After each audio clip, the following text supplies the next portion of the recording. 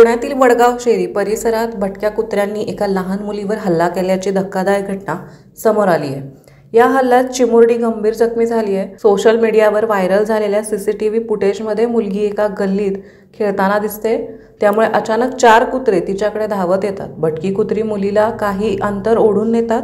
यावेळी 2 स्थानिक नागरिकांनी धैर्य दाखवत कुत्र्यांना घटनास्थळावरून पळवून लावले। त्यानंतर त्यांनी मुलीला तिच्या पालकांच्या ताब्यात दिले। सध्या मुलीवर उपचार सुरू आहेत। दरम्यान स्थानिकांनी सांगितले की या घटनेमुळे संपूर्ण परिसरात भीतीचे वातावरण पसरले आहे। पुणे आणि पिंपरी चिंचवडमध्ये भटक्या कुत्र्यांच्या हल्ल्याच्या घटनांमध्ये वाढ झाली आहे। नुकतीच चिखली मोरेवस्ती येथे सकाळी 5 वाजताच्या सुमारास कामावर जात असलेल्या एका तरुणावर 7 भटक्या कुत्र्यांनी हल्ला केला। तरुणाने फ्लेक्स बोर्ड आणि मोटारसायकलचा उपयोग करून स्वतःचे रक्षण करण्याचा प्रयत्न केला, मात्र तरीही तो जखमी झाला। स्थानिक रहिवाशांनी कुत्र्यांना पळवून लावले। ही घटना देखील सीसीटीव्हीमध्ये कैद झाली आहे।